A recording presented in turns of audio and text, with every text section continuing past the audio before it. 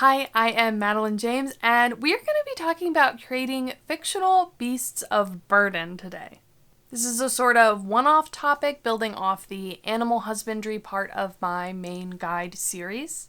And the reason we are doing this video is because my patrons at the gargoyle tier and above get to vote on a monthly video topic. And this can be sometimes topics that I come up with, topics they come up with. They could be Patreon exclusive for my Writing a World Building channel, depends on the topic. And June's vote was for fictional beast of burden. So here we are. And I'm very excited about it. Before we get started, I also just want to quickly shout out the upcoming Worldbuilding Festival, which will be free here on YouTube, live streamed from a number of different world-building channels, of which I am sure you are very familiar with most of these. It is going to be September 5th through 7th. Put it on your calendars if you haven't already. And I should have, at the point that you're seeing this, already put a video out talking about the schedule, the different streams we have planned and everything like that, and there should be a page on my website too. So I will link all of those in the description if you want to check it out. I'm very excited, but let's get started. So I did have some notes, corrections, right, as I do for all my guide parts. And so in preparation for doing this, since it builds off animal husbandry, I went through and made those corrections in the animal husbandry blog, and I added some corrections in the video and linked to it. Here's a little clip of the section, which just gives a high-level note of the revisions I made throughout the guide post. This is in the blog, so, go back and check that out. But the main factors that we are going to be looking at for domesticability, which is from that, are going to be animals that are not picky eaters, animals that mature quickly, animals that are able to breed and survive in captivity, animals without a really strong flight instinct, and social animals. Due to this, we will typically want to avoid animals with very specific environmental requirements or food, apex predators, massive animals that are difficult to house and feed, very solitary or antisocial animals, and skittish or easily startled animals that will just flee. Those will be less ideal. But truthfully, the most important factor for domestication is economic purpose. In order to domesticate an animal, you're talking about generations and generations of raising and feeding and caring for these animals. Whatever benefit people get from the animal, whether that be food, labor, and or companionship, has to outweigh the cost of housing them, feeding them, breeding them, taming them, right? And more so than just being able to tame or find those animals in the wild, right? Which is a lot easier to do than domesticating them. So the first step is to consider what benefit that animal has for people and what criteria would make it more ideal and economical for that use. So imagine how the animal would fit into the lives of your people, in society, what work and benefit would it provide, and how much is that worth? Beast of burdens are going to be animals typically kept in smaller numbers by individuals in groups in order to assist in their everyday lives or businesses, although they may be raised by breeders in larger groups. And this is in contrast to like livestock, which would typically be kept in large herds. And so this means that these animals shouldn't be so expensive to maintain that they can't be afforded by the people that use them. People would also likely breed animals towards whatever the most economical size is for the work they are needed for, or even breeding different size classes or breeds for different purposes, without other factors coming into play, right? Herbivores, especially grazers, are going to be the cheapest to feed and thus the most economical usually. So specialized diets, needing to hunt live prey, etc. would make it more difficult and more expensive for a domesticate. And if for some reason easily grazed vegetation is not readily available, it's possible different types of diets might be more economical for a beast of burden. Another thing to mention is intelligence. There seems to be some information out there suggesting that domesticated animals become less intelligent than their wild ancestors, or you can't domesticate intelligent animals, which there's a little bit of truth on the extreme end, like octopuses. But it doesn't actually appear to be the case from what I'm seeing. Intelligence can be beneficial for domestication for a lot of reasons, such as making it easier for them to learn commands, be trained for various tasks, etc. It can also be a hindrance, of course, when it comes to the animal's ability to be happy and satisfied in captivity. So there can be a tendency for more intelligent animals to have more complex social structures and can make it more difficult for these animals to thrive and breed in captivity. Those are just some various things, but it's just one factor, not something necessarily that rules out domestication for beasts of burden. We are going to specifically look at beast of burden-esque purposes, right? So namely mounts and draft animals. Although there can be other purposes for domesticated animals, of course, even of this size, things like livestock, pets or companionship, warfare, etc. So just things to keep in mind. All right, mounts. Let's talk about mounts specifically. In addition to the general requirements, mounts and animals used for transportation can't be so particular that they can't be taken care of on the move easily. So feeding a grazer is going to be a lot easier when traveling than something like a carnivore or an animal with a very specific diet where a lot of things would have to be taken along with them just to feed the animal. There is also definitely a sweet spot in size economically for an animal that is large enough to carry a person and or pull sufficient supplies, but not so big that feeding and housing it would be too expensive for the traveler. So what is that sweet spot? So don't make fun of my doodles. Don't make fun of them. One metric I have seen is that a horse can carry up to 20% of its own body weight, although 15% would be more appropriate long term. If we consider an adult human that is maybe 150 pounds and maybe add another 50 pounds of gear, supplies, saddle, etc., whatever, that's about 200 pounds. Yeah, 200 pounds. That means that a horse should be around 1,333 pounds to comfortably carry them. So a very rough average is that lighter horse breeds tend to weigh between 900 and 1,200 pounds, which means they could carry 135 to 180 pound long term. While draft horses can weigh more like 1,800 to 2,200 pounds, which means on average they could comfortably carry 270 to 330 pounds. So keep those sorts of measurements in mind when you're designing a mount or anything that's going to directly carry weight, right? How big should they be in order to carry supplies?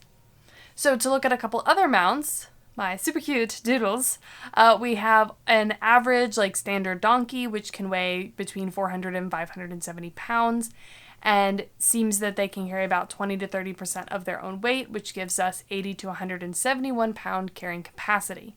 Camels, specifically dromedary camels, may weigh on average 880 to 1,320 pounds and can carry 40% of their body weight, which would be 350 to 530 pounds, which is pretty high. So, of course, this is all also going to depend on the age, the health, and the fitness of the animal, and how far it is meant to travel. The more weight an animal has to carry, the more the speed and distance it will be able to travel will be reduced. So animals that are bred for short distances or slower speeds would tend to be smaller from an economic standpoint, and those needed to carry a rider further or faster would tend to be larger.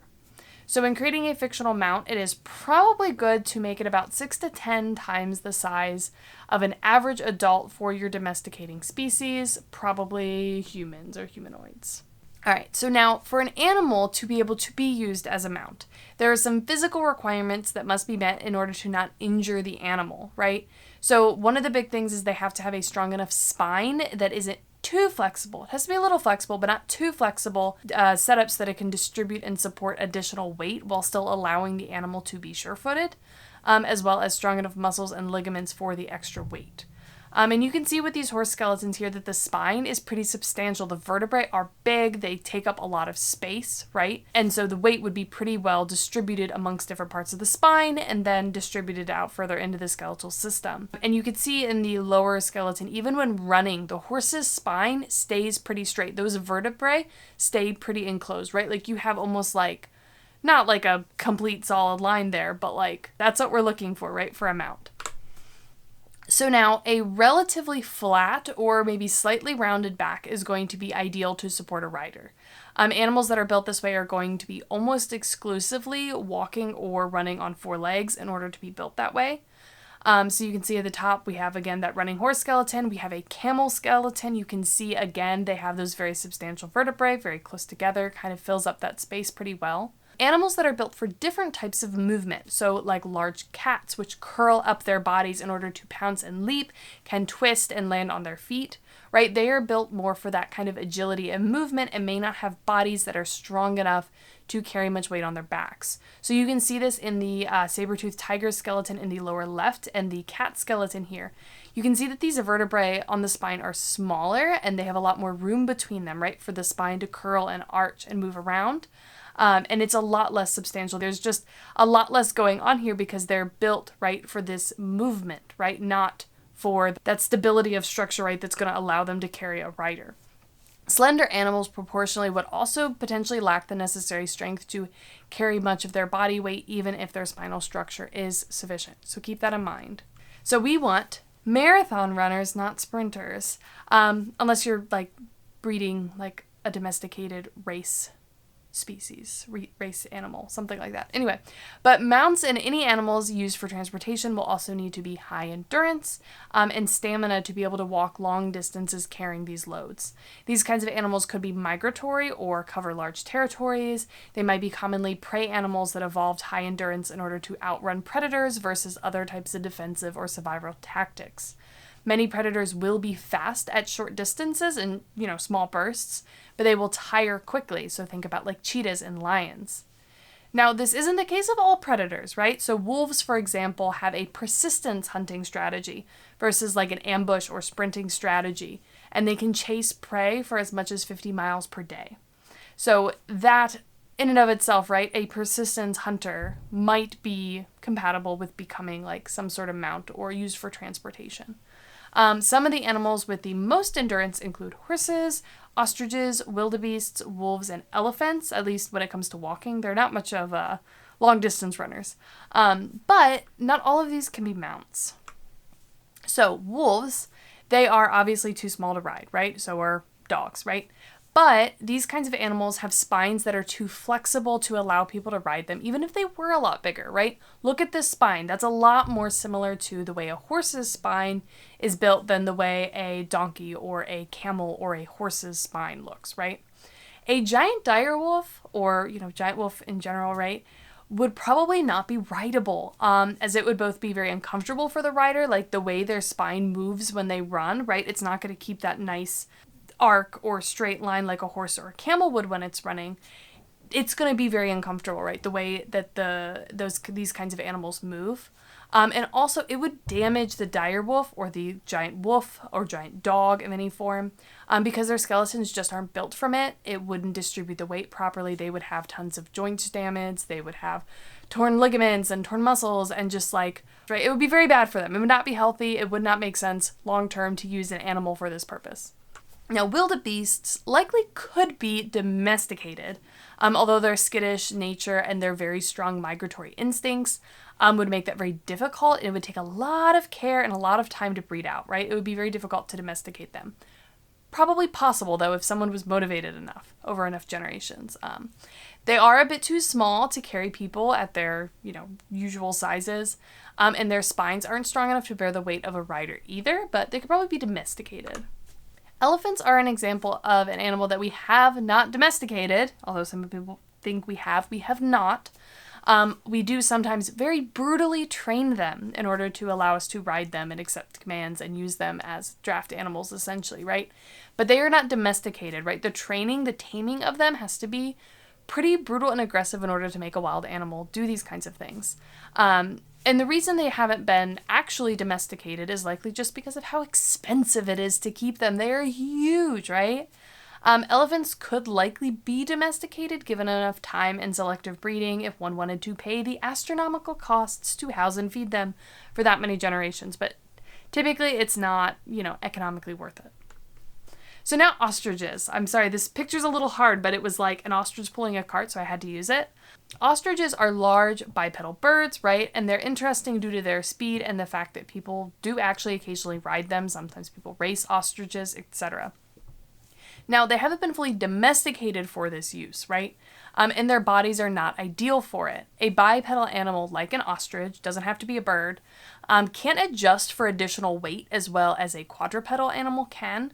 It messes with their gait, it causes a lot of muscular strain, but it could be feasible to have them be domesticated and bred to be more ideal for mounts, right? To be a little bit more structurally able to handle it.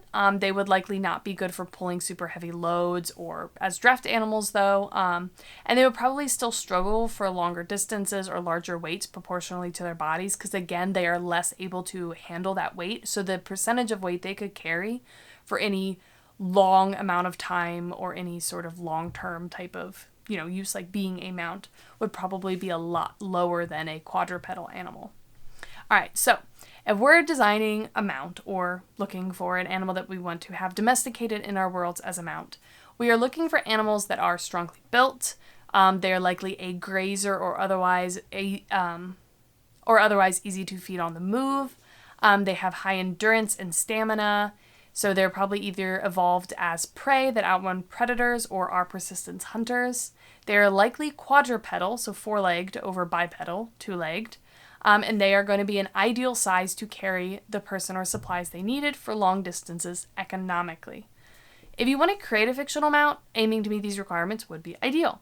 Of course, if you have reasons or adaptations to work around, such as your world is set up a little differently, right? Or you're just looking for something specific, and you have a way to work around that criteria, have at it, right? This is all about easeability, but in theory, most animals could eventually be domesticated with enough care. The question is just whether or not it would be worth it, right? Let's move on to draft animals. Draft animals are going to have a lot of similarities with mounts, right? They're used to pull heavy loads for transportation or agricultural purposes, such as pulling plows or wheeled vehicles like carts. The first thing to consider for a draft animal is what work it needs to do. If you have an agricultural system that isn't based on deep tillage and doesn't really need heavy plows, there would be little point in domesticating large draft animals to do that kind of work.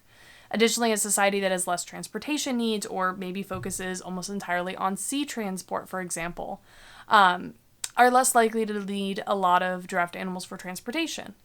A landlocked society, a heavy mercantile society, a society with very physically demanding agriculture, etc., would all likely have domesticated draft animals.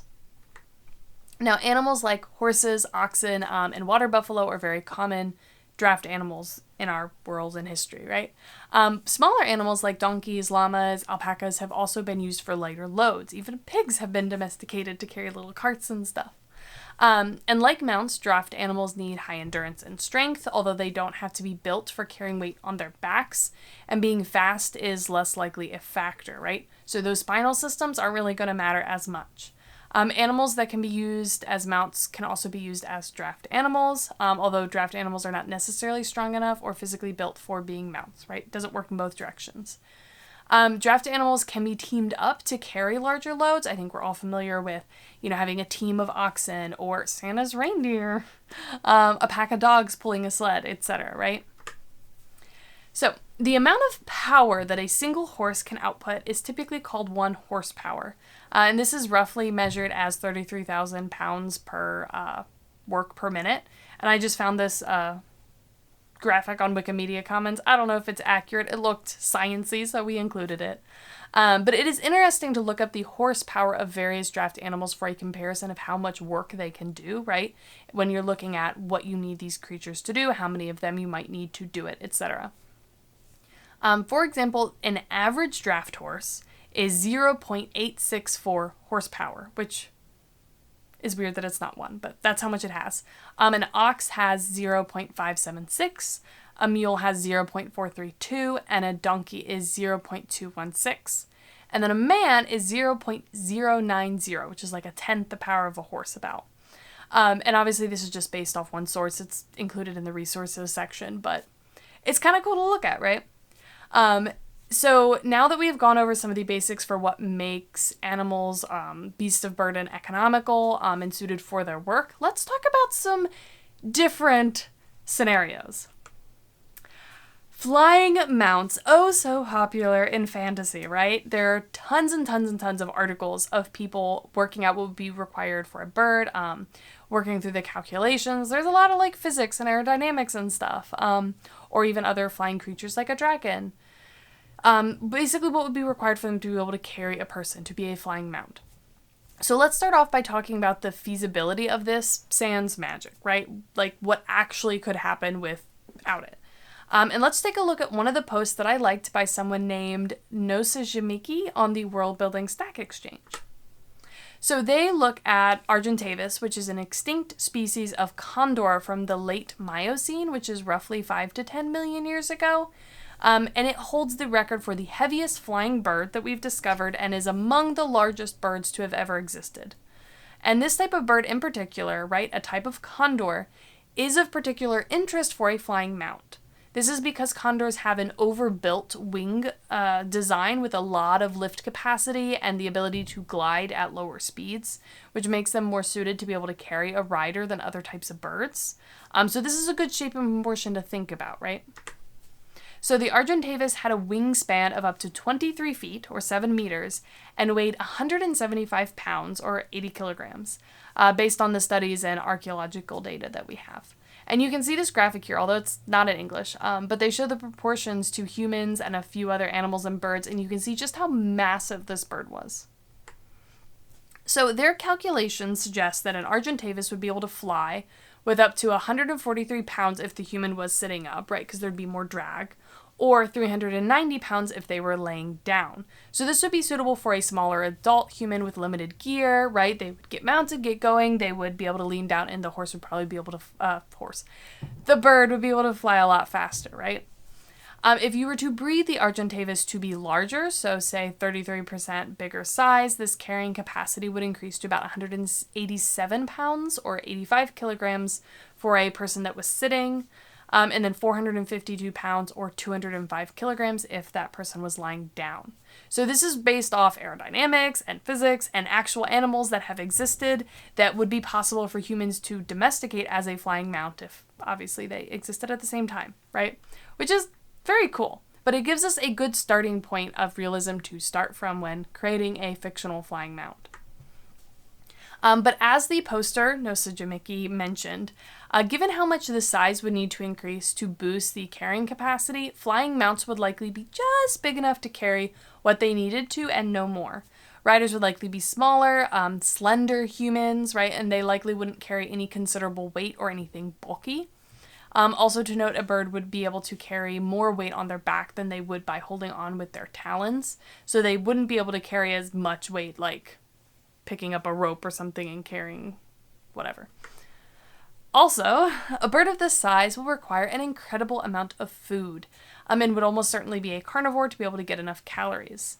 So it is believed that this bird likely scavenged for carrion versus solely hunting for its own food. And I can't remember, but I think its territory was estimated to be like 500 square kilometers, 500,000 square kilometers, whichever sounds more reasonable, but like a huge territory. And for a comparison for the amount of food it might eat, a griffin vulture, which is about 14 to 25 pounds, eats roughly 40% of its body weight twice a week. So that's 10 to 20 pounds a week. If an Argentavis needed a similar amount of food, then for our Argentavis at normal size, 175 pounds, that would be 140 pounds of food a week. So if it was 33% bigger, so 233 pounds, that's 186 pounds of meat a week. And the edible portion of a carcass, this was fun to Google, can be estimated to be about 60%. It depends on different animals, right? Some of them have like more percentage of edible bits than, yeah, it's fine. But if you look at like a 400 or a 1,400 pound cow, that would be about 880 edible pounds. If you were looking at a 200 pound goat, that would be 120 edible pounds. This would mean that the Argentavis might have needed to eat a bit more than one goat a week, or about a sixth of a cow a week. So maybe if you had 6 of these, you would have to feed them 1 cow every single week. And the 33% larger version would eat like 1.5 goats or a fifth of a cow every week, right? which is a lot of food if you think about it economically of how much it would cost to also raise all of those food animals in order to be able to sacrifice one cow every week, which I don't know what the numbers are to have a herd of cattle. Okay, if you had a really strong calving rate, so 90 to 95% annual calf crop, you would need a herd of approximately 55 to 60 cows to produce 52 cows per year. So if you had 6 of these, you would need 55 to 60 cows. Wow. And that's not counting like to replace the ones that might die or get too old, right? So you'd probably need more than that. But that gives you a little bit of an idea of what you would need. All right, so in order for that to be economical, right, a flying mount would need to be incredibly important for a society, as the resources to feed and house them would be astronomical, right? They'd really have to pay off. Further, keeping any bird in captivity is difficult. To domesticate a bird this big, you would need to keep it from flying away or motivate it to always come back. And if the big purpose of the bird is to provide a flying mount, right, clipping its wings would not make sense. We typically bred out the ability to fly in birds that we domesticated for things like egg laying and stuff because it just makes it so much easier. So you would need facilities that could contain, if you wanted this bird, right, a 175-pound bird with a 23-foot wingspan, and if you are domesticating them, or breeding them, right, so you would need enough space to contain numerous mating pairs and their chicks as they raise them for generations, as well as dozens and dozens of heads of cattle or whatever type of animal you're using to feed them, right? It would be so expensive. It would need to be really, really worth it to domesticate these. And you really probably would have to feed these kinds of animals. Relying on them to hunt themselves might remove some of the reliance on humans and make domestication significantly more difficult. So it's not like you could just let these kind of animals out every day to go hunt for themselves and then expect them to come back if they are self-sufficient without you, right?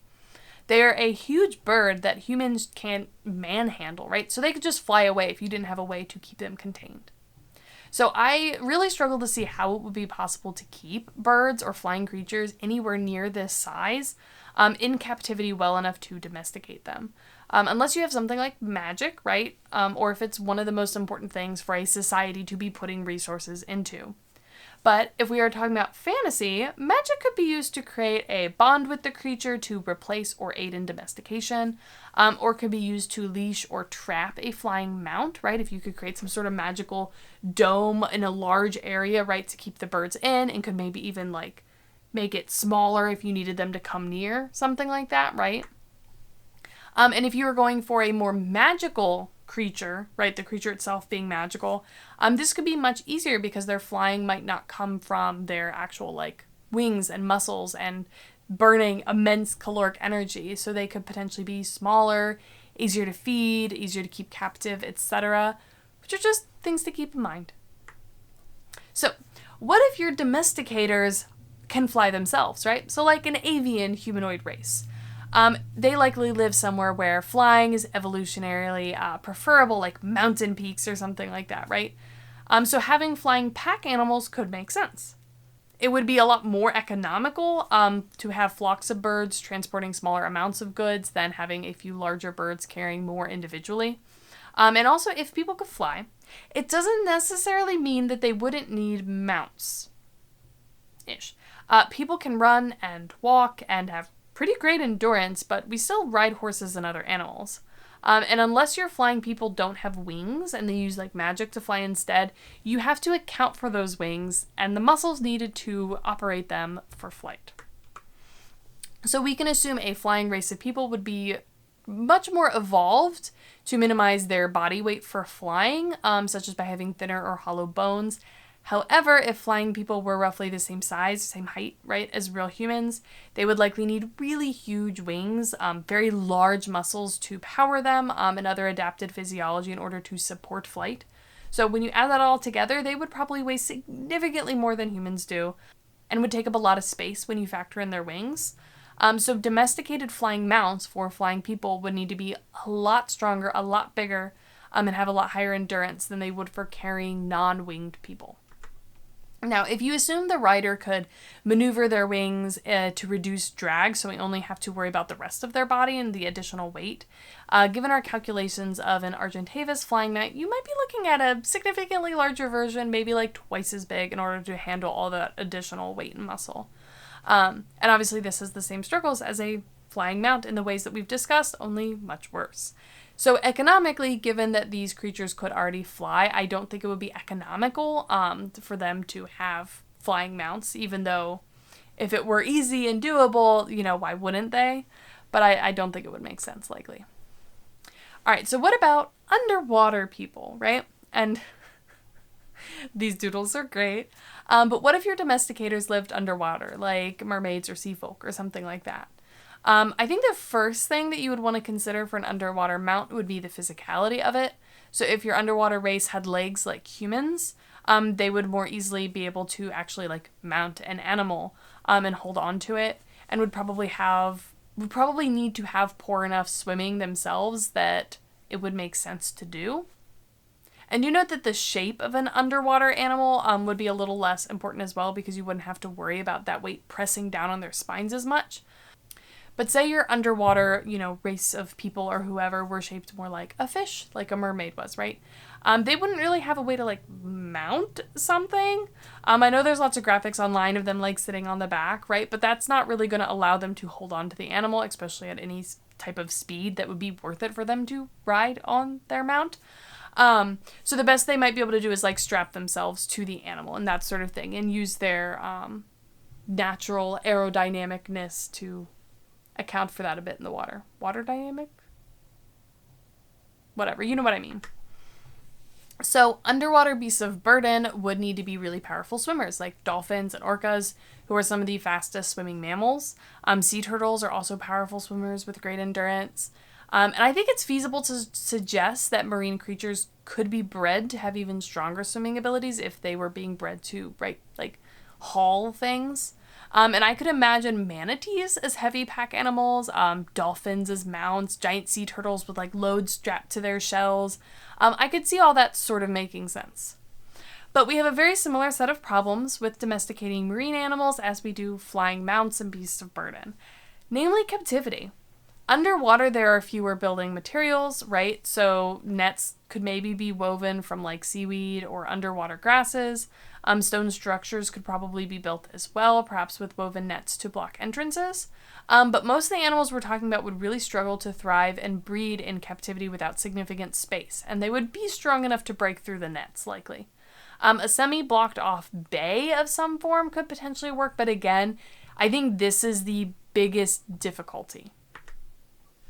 So a good example to discuss is dolphins, right? Dolphins have been very difficult to keep and breed in captivity for a number of reasons. Due to their intelligence and their very social natures, they just don't tend to thrive well enough in captivity in any way that we are able to reasonably keep them.